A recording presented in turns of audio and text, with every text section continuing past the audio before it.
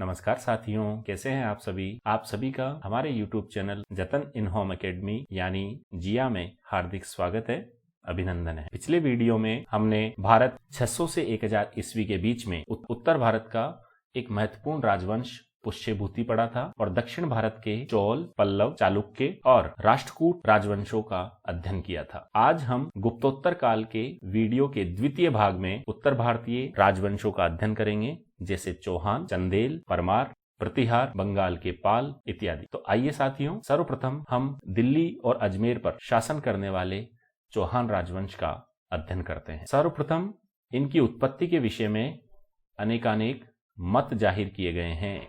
जहां चंदबरदाई के पृथ्वीराज रासों में इन्हें अग्निकुंड से उत्पन्न होना बताया गया है और मोहनोत, नैणसी और सूर्यमल्ल मिश्रण के द्वारा अग्निकुंड के मत का भी समर्थन किया गया है। वहीं दूसरी ओर कर्नल टॉड इत्यादि विद्वान इन्हें विदेशी मानते हैं। अनेकानेक मत राजपूतों की उत्पत्ति के विषय में दिए गए हैं। हम राजपूतों की उत्पत्ति के विषय के जो मत हैं उनका अध्ययन इस वीडियो के अंत में करेंगे। फिलहाल हम चौहान राजवंश की ओर आगे बढ़ते हैं। सर्वप्रथम चौहान वंश की स्थापना शाकंभरी में 6ठी सदी में वासुदेव के द्वारा की गई थी। मूल क्षेत्र इनका सांभर माना जाता है और यहाँ का सपादलक्ष जो वर्तमान नागौर का क्षेत्र है वहां पर इनका क्षेत्र माना जाता है। प्रारंभिक राजधानी अहिछत्रपुर इनके द्वारा बनाई गई थी। संस्थापक वासुदेव के द्वारा सांभर झील का निर्माण भी करवाया गया था। अगले महत्वपूर्ण शासक हैं अजयपाल। इन्होंने 7वीं सदी में सांभर कस्बा बसवाया था और अजयमेरु दुर्ग की भी इन्होंने स्थापना की थी। विग्रहराज द्वितीय ने अनहिल पट्टन के शासक मूलराज प्रथम को पराजित करके टैक्स अर्थात कर देने हेतु विवश किया था। अजयराज एक महत्वपूर्ण शासक है जिन्होंने 1113 ईस्वी के आसपास अजयमेरु नगर अर्थात अजमेर की स्थापना की थी। यहाँ ये महत्वपूर्ण है कि जहां अजयपाल ने अजयमेरु दुर्ग की स्थापना की, वहीं अजयराज ने अजमेर की स्थापना की। और अजयराज के शासनकाल को हम साम्राज्य निर्माण का काल भी कहते हैं। आना सागर झील के निर्माणकर्ता के रूप में हम अरणोराज का नाम पाते हैं।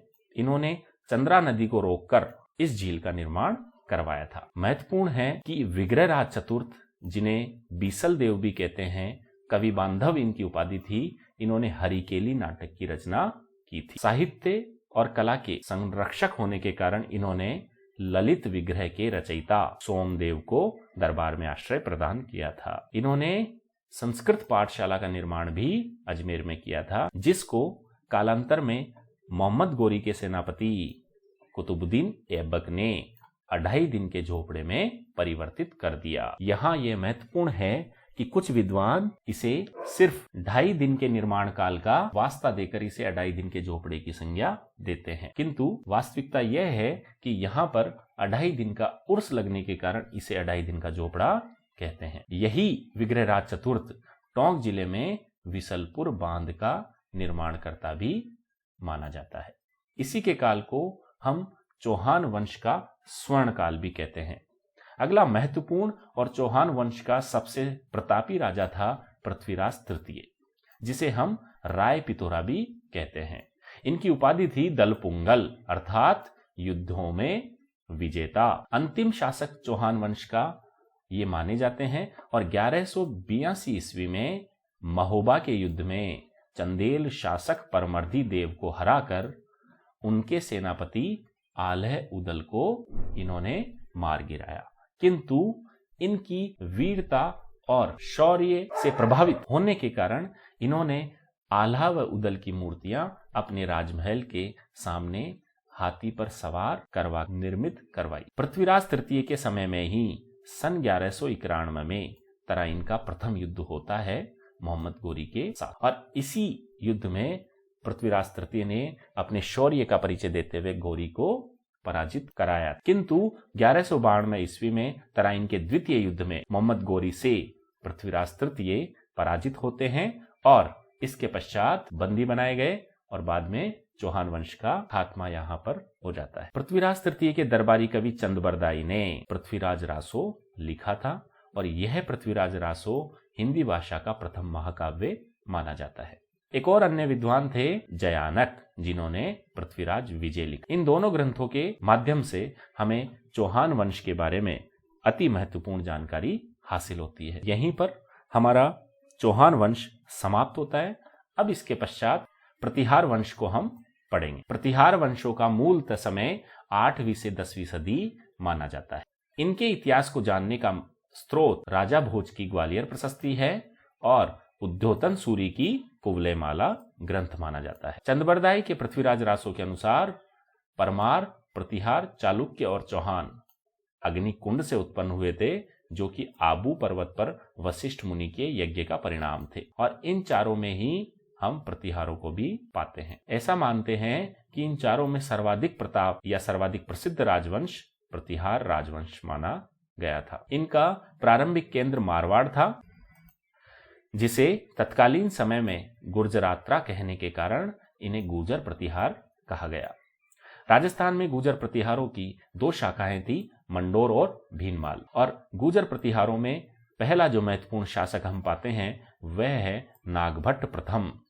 इन्हें हम गुर्जर प्रतिहार वंश का संस्थापक मानते हैं और इन्हें ही ग्वालियर प्रशस्ति में मलेच्छों का शासक बताया गया है। इन्होंने 8वीं सदी में भीनमाल पर अधिकार करके उसे अपनी राजधानी बनाया।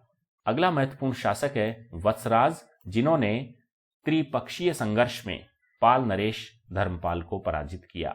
कालांतर में नागभट्ट द्वितीय शासक बनते हैं और इन्होंने धर्मपाल के आश्रित शासक चक्रायुद्ध को पराजित करके कन्नौज को अपनी राजधानी बनाया। और नागभट्ट द्वितीय ने ही धर्मपाल को भी मुंगेर, जो कि बिहार में है, इसके युद्ध में पराजित करके परम भट्टारक, महाराजाधिराज और परमेश्वर की उपाधि धारण की थी। मिहिर भोज की अगर बात करें, धर्मपाल और राष्ट्रकूट नरेश ध्रुव से ये पराजित हुए और अगले राष्ट्रकूट शासक कृष्ण तृतीय को इन्होंने पराजित किया। आदि वराह महत्वपूर्ण उपाधि इन्होंने धारण, और इन्हीं के समय अरबी यात्री सुलेमान भी भारत आते हैं और इन्हें सर्वश्रेष्ठ शासक की संज्ञा देते हैं। यहीं सुलेमान मिहिर भोज को वरुआ के नाम से पुकारते हैं। महेंद्रपाल को देखें तो ये साहित्य व कला के संरक्षक थे और इनके दरबार में संस्कृत के विद्वान राजशेखर विराजते थे।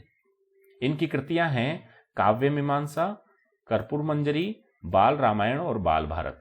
राजशेखर के ये 4 महत्वपूर्ण रचनाएं हमें याद रखनी है। महिपाल अगला प्रतिहार शासक है, जिसके समय में बगदाद निवासी अल मसूदी भारत आया था। राष्ट्रकूट नरेश इंद्र तृतीय ने प्रतिहार नरेश महिपाल को पराजित किया और इसी के साथ प्रतिहारों का कन्नौज पर अधिकार खत्म होता है और त्रिपक्षीय संघर्ष भी समाप्त होता है, जिसमें विजय राष्ट्रकूटों ने प्राप्त कर ली थी। राज्यपाल प्रतिहार शासक के समय 1018 ईस्वी में महमूद गजनवी, जो कि गजनी का एक आक्रमणकारी था जिसने भारत पर आक्रमण किए थे, उनके द्वारा कन्नौज पर हमला किया जाता है। और यशपाल देव को हम प्रतिहारों का अंतिम शासक मानते हैं।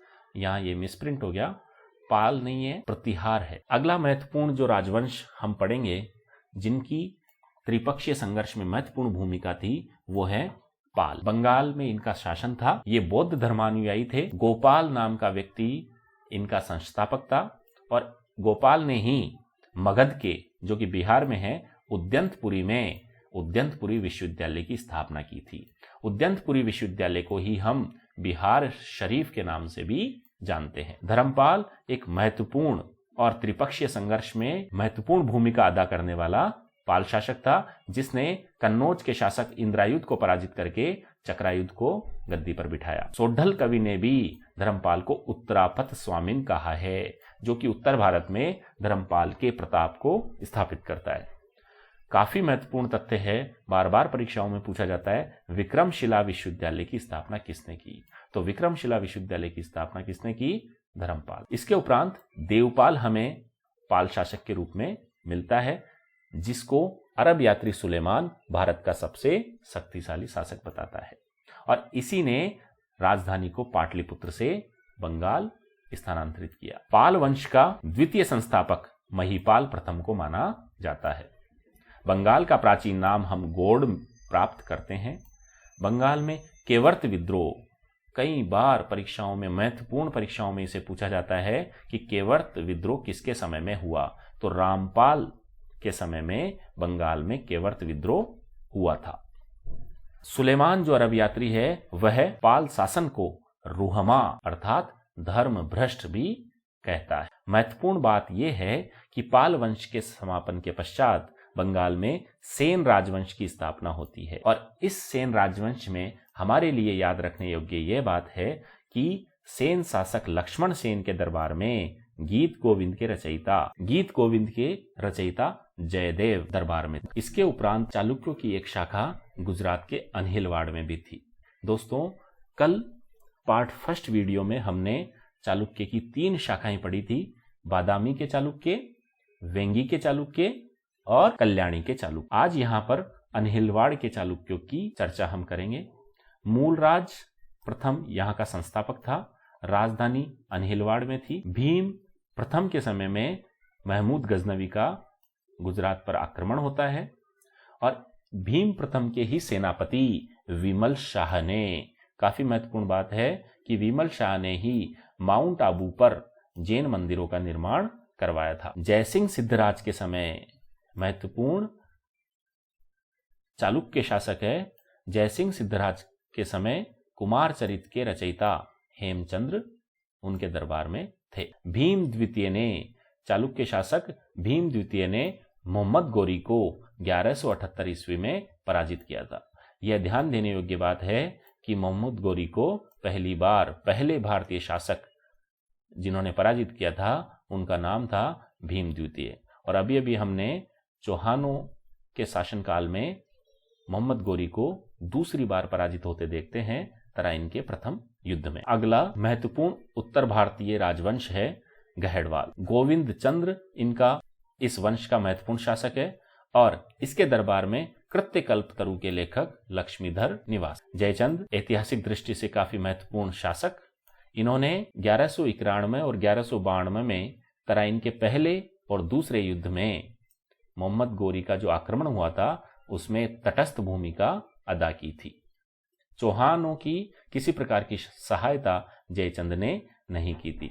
यद्यपि इनमें राजनीतिक विवाद के साथ साथ पारिवारिक विवाद भी चौहानों और गहड़वालों के बीच में जयचंद के समय में था। माना जाता है कि जयचंद की पुत्री संयोगिता से प्रेम विवाह करके उसका अपहरण चौहान शासक पृथ्वीराज तृतीय ने कर लिया था। कालांतर में 1194 में चंदावर के युद्ध में गोरी जयचंद्र को पराजित करता है और यहीं पर गहड़वाल वंश की समाप्ति भी देखते हैं। श्री हर्ष जयचंद्र का एक आश्रित कवि था जिसने नेषद चरित और खंडन खंड खाद्य की रचना की थी। अगला वंश है परमार राजवंश। परमारों की जानकारी देने के लिए हमारे पास नव सहसांग चरित है जिसकी रचना पद्मगुप्त ने की थी और एक चिंतामणि ग्रंथ है जिसकी रचना मेरुतुंग ने की थी। परमारों की प्रारंभिक राजधानी हम उज्जैन को पाते हैं और वाकपति मुंज इस वंश का वास्तविक संस्थापक कहलाता है। इनके दरबार में पद्मगुप्त और धनंजय आदि प्रसिद्ध विद्वान थे। भोज एक महत्वपूर्ण परमार शासक जिन्होंने साहित्य के क्षेत्र में अभूतपूर्व नाम कमाया। स्वयं भोज ने आयुर्वेद सर्वस्व चिकित्सा विषय पर और सम्रांगण सूत्रधार स्थापत्य विषय पर ग्रंथों की रचना की। इसके अतिरिक्त भी कई ग्रंथ उन्होंने लिखे जैसे युक्तिकल्पतरु, राजमार्तंड, विद्या विनोद, चारु चर्चा इत्यादि इत्यादि। भोज ने ही अपनी राजधानी धरा में भोजशाला नामक कॉलेज अर्थात महाविद्यालय की स्थापना की और इसमें वाग देवी की प्रतिमा स्थापित की, सरस्वती की प्रतिमा स्थापित। इन्होंने ही चित्तौड़ में त्रिभुवन नारायण का मंदिर स्थापित किया और एक भोजनगर या भोजपुर की स्थापना भी राजा भोज ने की थी जिसमें भोजेश्वर मंदिर बनवाया और इसी भोजेश्वर मंदिर में दुनिया का सबसे विशालतम और बड़ा शिवलिंग माना गया है। राजा भोज की मृत्यु पर एक कहावत चिर परिचित हो गई कि विद्या और विद्वान दोनों ही अब निराश्रित हो गए हैं। आपको प्रश्न पूछा जाए कि अधधारा निर्धारा निरालंबा सरस्वती, यह वक्तव्य, यह कथन किस राजा की मृत्यु के पश्चात प्रसिद्ध हो गया? तो वो है राजा भोज, जो मालवा के परमारों का एक महत्वपूर्ण शासक था। अगला राजवंश है चंदेल राजवंश।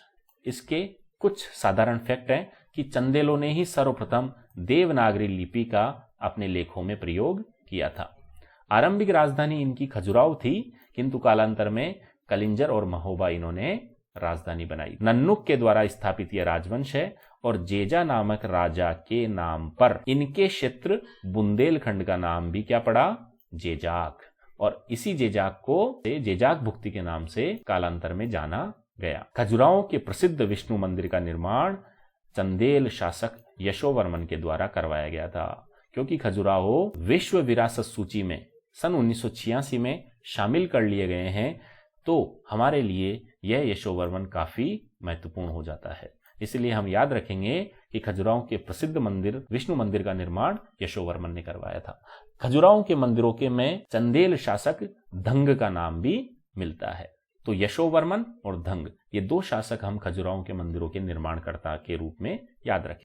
इन्हीं धंग को हम चंदेलों का वास्तविक संस्थापक मानते हैं और नागर शैली के मंदिरों का निर्माण इन्होंने करवाया था, जैसे विश्वनाथ इत्यादि। गंड एक और महत्वपूर्ण शासक है। इन्होंने खजुराहो के कंदरिया महादेव के मंदिर का निर्माण भी करवाया था और यह कंदरिया महादेव मंदिर सबसे बड़ा और विशाल मंदिर माना गया है। अगला महत्वपूर्ण शासक है परमर्दी देव, और हमने चौहानों के समय में पढ़ा था कि 1182 में पृथ्वीराज द्वारा परमर्दी देव को पराजित किया जाता है महोबा के युद्ध में। इस फैक्ट की चर्चा हमने अभी अभी कर ली है कि खजुराहो मंदिरों का निर्माण 10वीं 11वीं सदी में यशोवर्मन और धंग नामक चंदेल शासक द्वारा करवाया गया। इन उत्तर भारतीय राजवंशों को पढ़ने के पश्चात गुप्तोत्तर काल की एक महत्वपूर्ण भारतीय घटना हम देखेंगे, राजपूतों का उदय, राजपूत जाति का उदय। इनका काल 7वीं से 12वीं सदी माना जाता है। अनेक छोटे छोटे राजपूत राज्यों का उद्भव हम इस काल में देखते हैं,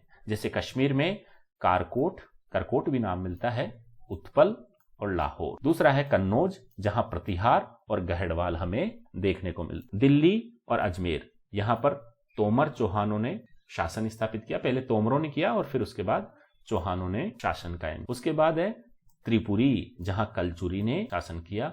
मारवाड़, जहां राठौड़ों ने शासन किया। आमेर, कछवाहाओं ने शासन किया।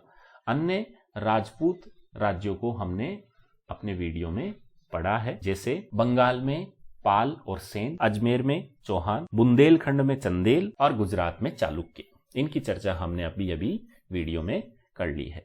इसी सारणी में एक और महत्वपूर्ण बात है राजपूतों के उदय से संबंधित। राजपूतों की उत्पत्ति कहां से हुई, किन से हुई, इस बारे में इतिहासकारों में मतैक्य नहीं। विदेशियों से उत्पत्ति मानते हैं कर्नल जेम्स टॉड और विलियम क्रो। काफी महत्वपूर्ण बात है, क्योंकि कर्नल जेम्स टॉड राजस्थान के इतिहास में काफी महत्वपूर्ण स्थान रखते हैं, इसलिए हम इस मत को याद रखेंगे। प्राचीन क्षत्रियों अर्थात सूर्यवंशियों या चंद्रवंशियों से उत्पत्ति गौरीशंकर हीराचंद ओझा मानते हैं। यही वो मत है जो कि इन सभी मतों में सर्वाधिक लोकप्रिय और विश्वसनीय और मान्य है। तो हम गौरीशंकर हीराचंद ओझा के मत को याद रखेंगे। इन्होंने प्राचीन क्षत्रियों से उत्पत्ति मानी है, या फिर यूं कहें सूर्यवंशियों और चंद्रवंशियों से उत्पत्ति राजपूतों की मानी है।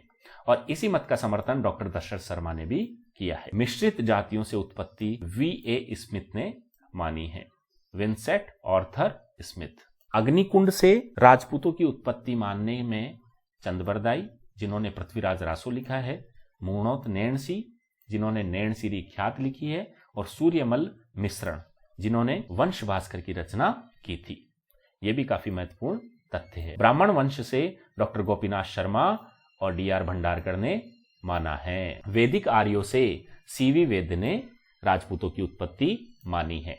तो इन सभी मतों को हम हल्का हल्का याद रखेंगे, जबकि अग्निकुंड, गौरीशंकर हीराचंद ओझा और टोड को हम थोड़ा अधिक याद रखने की कोशिश करें। राजपूत काल की समाज और संस्कृति की अगर बात करें तो सबसे प्रथम है वर्णाश्रम आधारित समाज हमें देखने को मिलता है।